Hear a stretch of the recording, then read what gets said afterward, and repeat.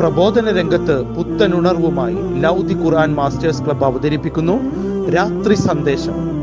എന്നും രാത്രി 9 മണിക്ക് യൂട്യൂബിലൂടെ പ്രസംഗ പരിശീലന കളരിയിലെ പഠിതാക്കൾ നിങ്ങൾക്കായി ഒരുക്കുന്നു. കേൾക്കുക, പ്രബുദ്ധരാവുക, മറ്റുള്ളവരിലേക്ക് എത്തിക്കുക. അസ്സലാമു അലൈക്കും വറഹ്മത്തുള്ളാഹി വബറകാതുഹു. ബിസ്മില്ലാ, അൽഹംദുലില്ലാ, അസ്സലാത്തു വസ്സലാമു അലാ റസൂലില്ലാ വഅലാ ആലിഹി വഅസ്ഹാബിഹി അജ്മഈൻ. അമ്മാ ബഅദ്. റബ്ബി ഇശ്റഹ് ലി സദ്രി വയസ്സിർ ലി അംരി വഹ്ലുൽ ഉഖ്ദതം മിൻ ലിസാനി യഫ്ഖഹു ഖൗലി. എൻ്റെ ഏറെ പ്രിയം നിറഞ്ഞ എൻ്റെ ശബ്ദം ശ്രവിച്ചുകൊണ്ടിരിക്കുന്ന മാന്യ ശ്രോതാക്കളെ, ഇന്ന് നിങ്ങൾക്ക് മുന്നിൽ ഞാൻ കൊണ്ടുവന്നിട്ടുള്ള വിഷയം എന്നത് യഥാർത്ഥ വിചാരണ എന്ന വിഷയത്തെ പറ്റിയാണ്.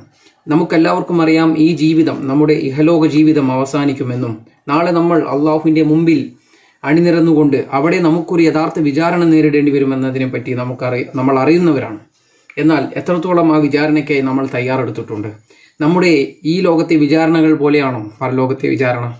അതിനെ പറ്റിയെല്ലാമാണ് നമ്മൾ ചർച്ച ചെയ്യാൻ പോകുന്നത്. നമുക്കറിയാം, പാരത്രിക ലോകത്തെ വിചാരണ എന്നത് വളരെ കാഠിന്യമേറിയ വിചാരണയാണ്. ആ വിചാരണയിൽ യഥാർത്ഥ സത്യം മാത്രമേ നിലനിൽക്കുകയുള്ളൂ. കാരണം ഒരാൾക്കും തന്നെ ഒരു രീതിയിലുള്ള കള്ളത്തരങ്ങൾ പറയുവാനായിട്ട് അവിടെ സാധിക്കുകയില്ല.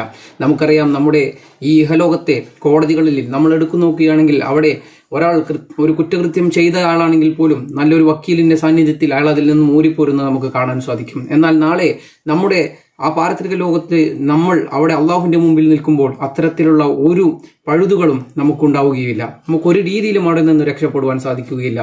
തിന്മകൾ ചെയ്യുമ്പോൾ അതിനെ ഓരോന്നോരോന്നായി അള്ളാഹു തആല നമുക്ക് മുന്നിൽ കാണിച്ചു തരുന്ന ഒരു ലോകമാണ് പരലോകം എന്നത്. ആ ഒരു വിചാരണയിൽ നമ്മൾ എങ്ങനെയാണ് രക്ഷപ്പെടുവാൻ പോകുന്നത്? ഉമർ ബിൻ ഖത്താബ് റളിയല്ലാഹു അൻഹു നമുക്ക് പറഞ്ഞു തന്നു, നിങ്ങളെ തന്നെ വിചാരണ ചെയ്യുക. നാളെ നിങ്ങൾക്കുമേൽ വിചാരണ നടക്കുന്നതിന് മുൻപ് നമ്മളെ തന്നെ വിചാരണ ചെയ്യുക. എത്രത്തോളം എൻ്റെ കയ്യിൽ നന്മയുണ്ട്, എത്രത്തോളം തിന്മയുടെ ആഴത്തിലേക്ക് ഞാൻ ഇറങ്ങിപ്പോയിട്ടുണ്ട് എന്നതിനെപ്പറ്റി നമ്മൾ ബോധ്യവാന്മാരല്ലെങ്കിൽ നമുക്ക് അള്ളാഹുവിൻ്റെ മുൻപിൽ ആ കോടതിയിൽ പിടിച്ചു നിൽക്കുക എന്നത് സാധ്യമല്ല. നമ്മളാണ് നമ്മളെ ഏറ്റവും നല്ല മനുഷ്യരാക്കി മാറ്റേണ്ടത്. നമ്മളെ മനസ്സിനെ നിയന്ത്രിക്കേണ്ടതുണ്ട്. നമ്മൾ തിന്മകളിൽ പോകാതെ നമ്മുടെ മനസ്സുകളെയും നമ്മുടെ ശരീരഭാഗങ്ങളെയും നമ്മൾ നിയന്ത്രിക്കേണ്ടതുണ്ട്. അല്ലെങ്കിൽ ആ വിചാരണ എന്നത് നമുക്ക് പ്രതികൂലമാണെങ്കിൽ നമ്മൾ നേരിടാൻ പോകുന്നത് കഠോരമായ നരകത്തിയായിരിക്കും. അപ്പോൾ അതുകൊണ്ടാണ് അള്ളാഹു നാളെ ഖുർആനിൽ ആ ഒരു രംഗങ്ങളെ പറ്റിയെല്ലാം നമ്മൾ വായിച്ചിട്ടുള്ളവരാണ്. അള്ളാഹു നാളെ ആ ഗ്രന്ഥം, നമ്മളുടെ നന്മതിന്മകളെല്ലാം രേഖപ്പെടുത്തിയ ഗ്രന്ഥം നമ്മളിലേക്ക് തരും. അപ്പോൾ അള്ളാഹു പറയുന്നത്, അതിനെ നാശം ലഭിക്കുന്ന ആളുകൾ അവർ പറയും, മാലി ഹാദൽ കിതാബ്, ഇതെന്തൊരു കിതാബാണ്, ലാ യുആദിറു സഗീറതൻ വലാ കബീറ, ഇതൊന്നും തന്നെ വിട്ടുപോയിട്ടില്ലല്ലോ, ഒരു രീതിയിലുള്ള പ്രവർത്തനങ്ങളെയും ഇത് വിട്ടുപോയിട്ടില്ലല്ലോ. ഞാൻ ജീവിതത്തിൽ ചെയ്ത എൻ്റെ ഉറ്റ സുഹൃത്തുക്കൾ പോലും അറിയാതെ, എൻ്റെ വീട്ടുകാരറിയാതെ, എൻ്റെ നാട്ടുകാരറിയാതെ ഞാൻ എൻ്റെ സ്വകാര്യതകളിൽ മാത്രം ഞാൻ ചെയ്ത തിന്മകളെ ഒന്നും തന്നെ ഇത് വിട്ടുപോയിട്ടില്ലല്ലോ. എല്ലാം അതേ പ്രകാരം ഇതാ രേഖപ്പെടുത്തിയിരിക്കുന്നു. ഇത് എന്തൊരു ഗ്രന്ഥമാണ് എന്ന് ആ മനുഷ്യൻ വിലപിക്കുന്ന രംഗമെല്ലാം ഖുർആനിലൂടെ നമുക്ക് വായിച്ചെടുക്കുവാൻ സാധിക്കും.